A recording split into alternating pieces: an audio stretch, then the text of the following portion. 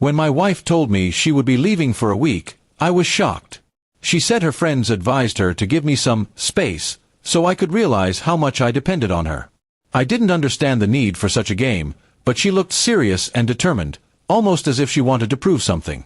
I stayed quiet, not wanting to create a bigger argument, but deep inside, I felt insulted that she needed to teach me a lesson. The first day after she left, the house felt strangely silent. I expected loneliness to hit me hard, but instead, I felt a sense of freedom. I went about my day, cooked for myself, and even caught up on things I had been putting off. The silence was peaceful, and for the first time, I realized I had been walking on eggshells around her and her constant complaints. By the third day, I started noticing how much more productive and stress-free my life was without her presence. I came home from work, cooked, watched TV, and slept peacefully. There was no nagging, no unnecessary arguments, no demands to run errands late at night. What was supposed to be a lesson, for me, was turning into an eye-opener about the imbalance in our relationship.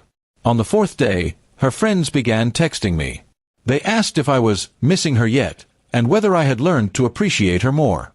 Their tone was mocking, as if they were waiting for me to beg for her return. That's when it hit me, this wasn't about helping our marriage at all. Her friends were trying to control me through her. They wanted me to look weak, desperate, and dependent. Instead of playing along, I decided to take a different route. I called my lawyer and asked about separation procedures. It wasn't something I had ever seriously considered before, but after those few days, I realized my marriage had become less about love and more about manipulation. I had given her everything, and yet her friends were convincing her that I needed to be put in my place. On the fifth day, I called my wife. She answered with a smug tone, as if expecting me to apologize. Instead, I calmly told her that if she wanted to teach me a lesson, she had succeeded, but not in the way she imagined. I had learned that I didn't need her to live a peaceful and happy life. Her silence on the other end said more than words ever could.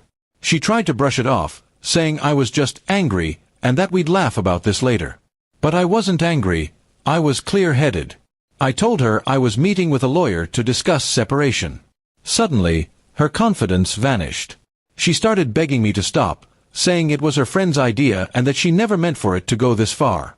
The following days were filled with her apologies and promises to cut off those toxic friends. But something inside me had changed. I couldn't look at her the same way. The fact that she allowed her friends to dictate how she treated me showed me where her priorities truly lay. By the end of the week, when she returned, I had already packed some of her things. I told her that love should not come with tests and manipulations. A marriage should be about partnership, not power plays. Her tears did not move me this time, because I had spent a whole week realizing how peaceful my life could be without her chaos. She tried to convince me to give her another chance, but I knew it was too late. Once trust and respect are broken, they are hard to rebuild. I wasn't leaving because of her absence. I was leaving because her presence had become more harmful than her absence. Her friends never expected their little scheme to backfire so badly. They wanted me to crawl back, but instead, I stood taller than ever. My wife realized too late that when you push someone away to test them, you might just teach them how to live without you. And so, what was meant to be a lesson, for me, turned out to be the final chapter of our marriage. I didn't just learn to live without her, I learned that I was better off without her.